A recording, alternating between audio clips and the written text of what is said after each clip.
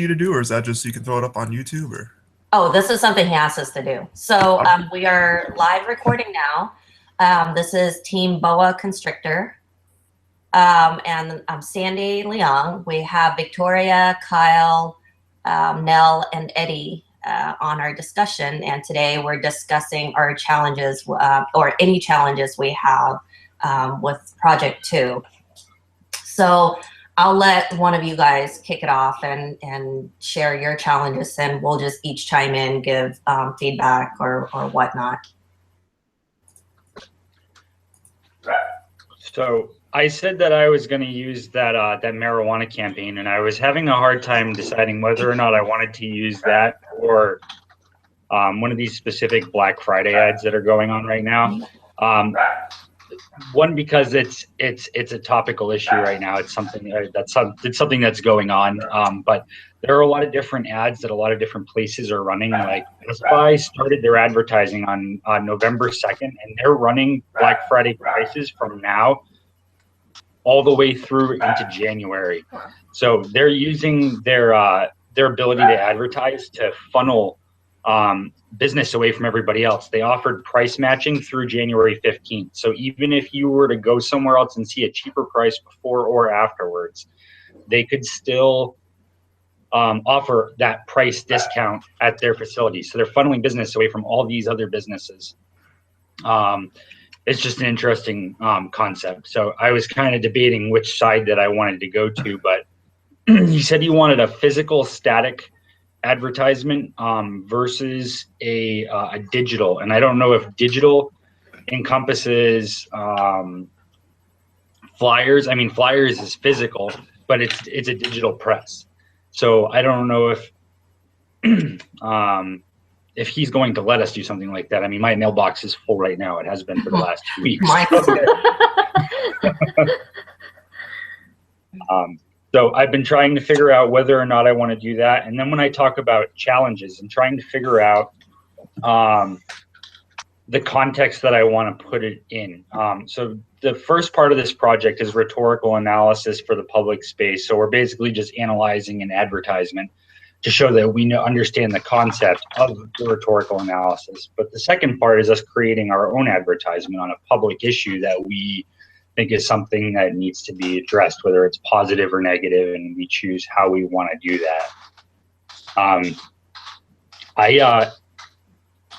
For the word persuasion that they use a lot, I hear the word manipulation immediately. Whether or not it's positive or negative, that's the first thing that I see when that's what I thought too.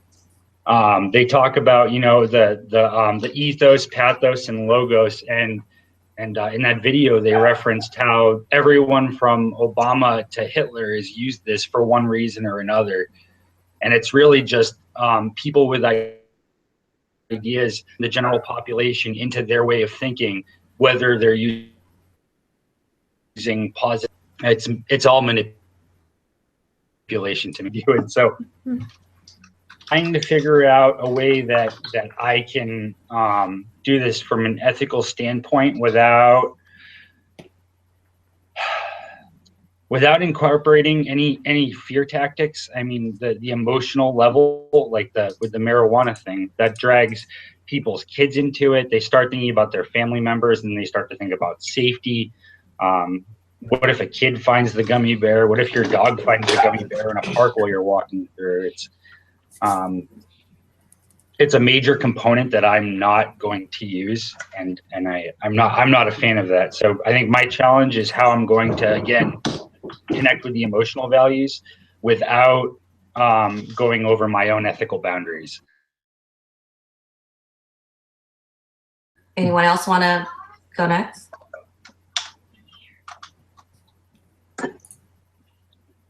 I've been having a hard time picking an ad, but the one thing I've noticed is there are a lot of ads for churches around here. And I was like, well, there's a lot, there's a lot that's loaded into that just from the get-go. You can talk about a lot of different things. You can talk about persuasion. You can talk about whatever. And I'm not sure how much of a tangent that'd get off on or not, but it seems like there might be some there. Like I said, I haven't picked an ad yet, but might be something there.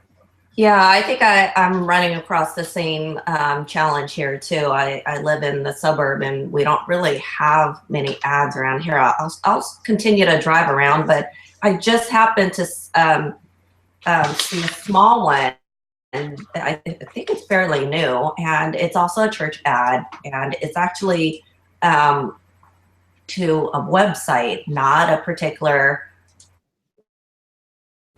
physical church. So I'm going to drive back around and see. But I think, the whole point of this project is basically try to ad. And anytime when there's an ad, they're trying to persuade you or manipulate you to purchase or do something that they want you to do. And I think this project, we really have to, take a step back and see things from a different perspective and not try to put our own personal spin on it, try to see it from a different perspective. So that's what I'm thinking the purpose of this writing is. And I think it's trying to be, objective about certain techniques they're using. So I think to work on my first challenge is definitely to find one that I can write about. So with you guys that have the church thing going on, one of the things that I listed when I listed off the groups that were in my community, I listed off it was A through R, the many sects of Christianity. I listed off the sects of Judaism, of Islam, Hindu, Sikh, Scientology, Buddhism, paganism, atheist. There are so many different groups that are inside of the community area that I live inside of. And they all have their own advertising. It's really, really interesting. So, I mean, I don't know if there's like competitive religious advertising in your community. But just a perspective, an idea. That's something that I included into my groups was because they're a predominant power in the area. It's kind of a quiet thing, but they're there. Interesting. Okay. I wish I had that kind of diversity to write about. My choice is all Christians and also other Christians. Pick whichever one you want. Okay, Eddie or Victoria, any one of you want to share your challenges? Yeah, I mean, mine would be, there's so much involved with the oil and gas market. Now with the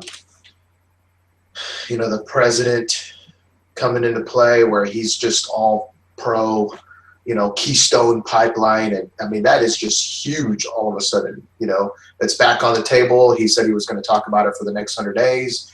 That's something that we have a lot of environmentalists that are here that don't want that to happen. There's a lot of people in the nation that are voting against it and stuff. So a lot of the oil and gas articles and everything that's related to advertisement on jobs for the oil and gas market, I mean, that's huge out here. So I think it's going to be a bit difficult to transition that into an advertisement, right? Or some type of ad that is out here related to that.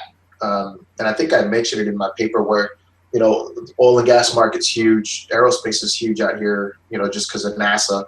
And then the other thing is medical and stuff. So I'll probably touch on all three of those and then just try to focus on just one and really just get into detail on that side of it. I guess my challenge would be, just like what Kyle was talking about, is just the whole rhetorical side is what I'm having a bit of a challenge on, and it's just understanding how these ads that we have out here are really drawing that one individual into just focusing on the oil and gas market or the aerospace market or the medical market, right? Mm-hmm. Does that make sense? Mm-hmm. Yeah. Well, I think for my challenge, just like Sandy and Kel, is finding an advertisement, because for here in my community, I'm more in the suburbs myself, so there's not much advertisement. The only thing you see advertised is mostly about plays, like children's plays that are happening in downtown. center, all that stuff, because it's the holiday season. So it's a lot of advertisement about events that are happening. So that's what I'm going to have difficulty with, is trying to figure out what specifically ad to choose.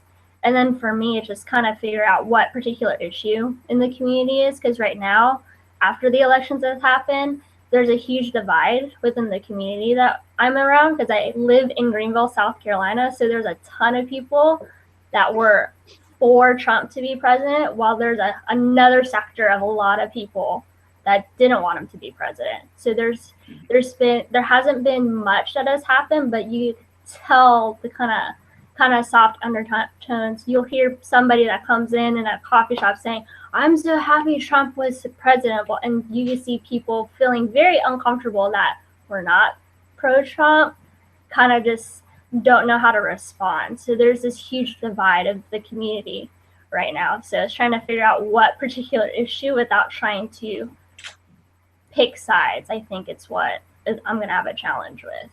Yeah, I live in California. Yeah.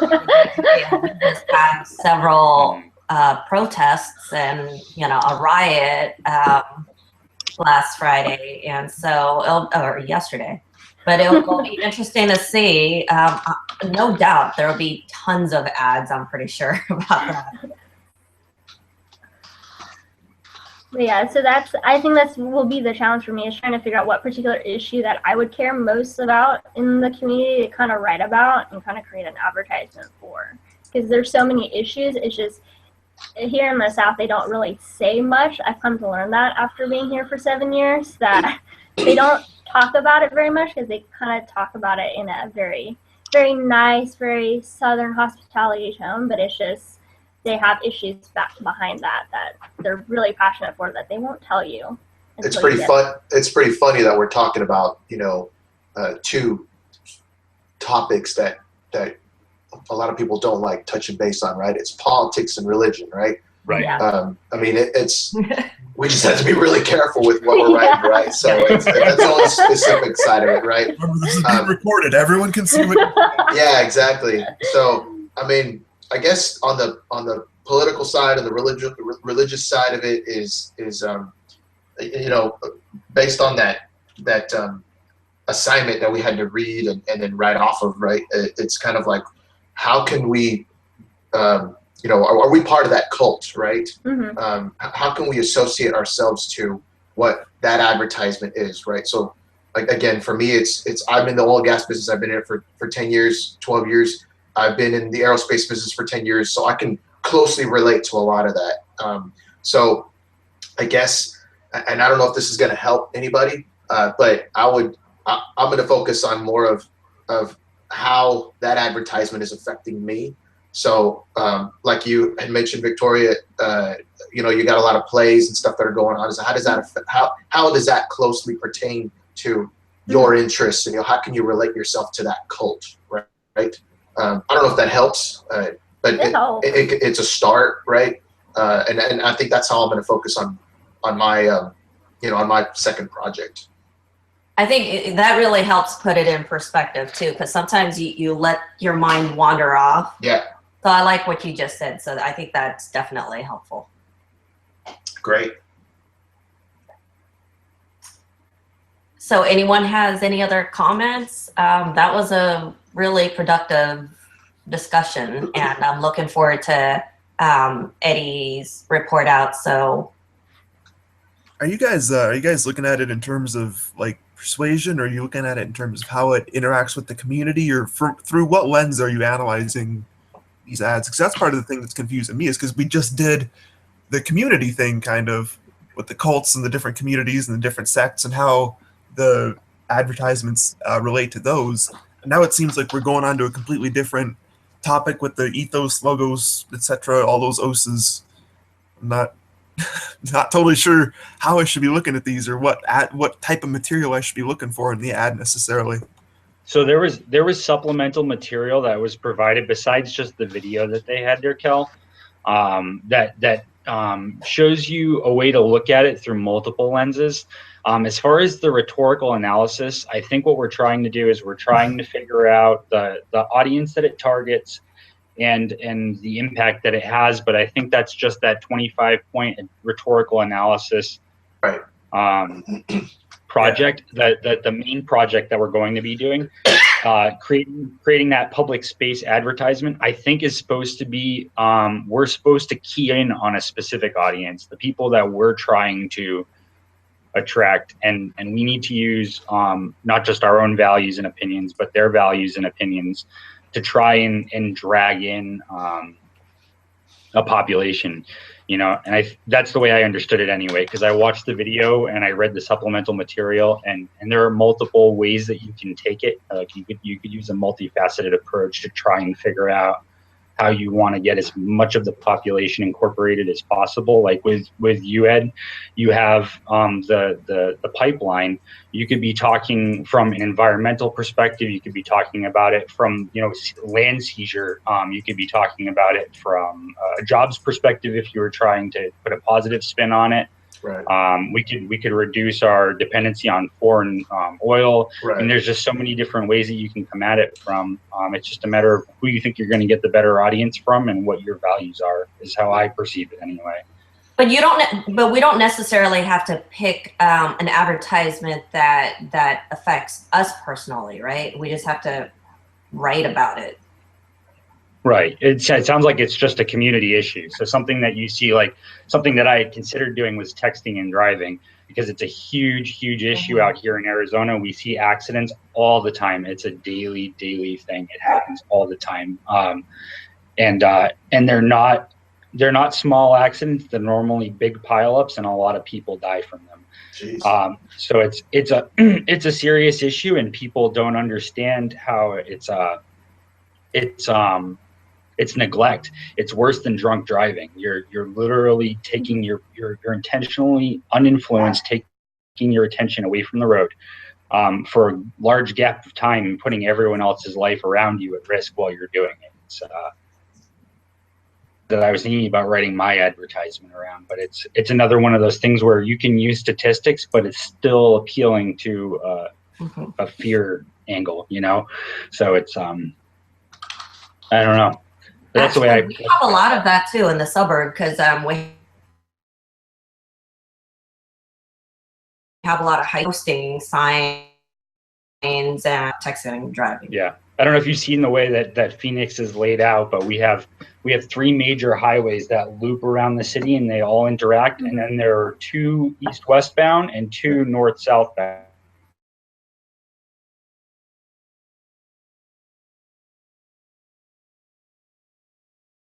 But that's a public issue that I saw here that's critical, and I guess it could be any size or magnitude. You could pick something from your community wherever you are. It's just a matter of what means something to you, something you want to change, you know. Mm-hmm. Is there a state law for that right now in Arizona? So it's a fine. It's a fine right now, but something that I would personally push for, if they really want to make a difference in it, is to treat it like reckless driving, just like they would treat drunk driving or anything else. Just because of the impact it has. If somebody's not looking for a large gap of time, it's just as bad as someone driving under impairment. It's worse than somebody driving under impairment, because they're not even involved in the driving process at that point. So, but it's just it's like $150 fine. I have a commercial driver's license, so it's an immediate loss of license for me for a year if a cop even looked at me and thought he saw me texting. So, I'm just not sure why it doesn't have a larger impact on the general population, you know. Mm-hmm. But I guess it just varies from state to state, right? Yeah. Right. Yeah, we moved here from Connecticut, where it's a 6-point loss of license for a standard driver. So, it varies from place to place. Yeah, they haven't implemented anything like that here in Texas. But Texas is like the drunk driving capital of the world, you know. Yeah. It's just all over the place out here. Mm-hmm. Mm-hmm. But No, this was a really good conversation. Does anybody else want to brainstorm on anything else, or how are we feeling? Feeling good? Yeah. Does everybody have His Yeah, help. in the week, or does everybody have a good idea as far as what they're going to start writing on, or just the brainstorming side of it, or Not quite yet. I still have to I need an ad. canvas the neighborhood. yeah. Okay. All right. Cool. So do you guys want to meet again next Saturday? Same time? Yes.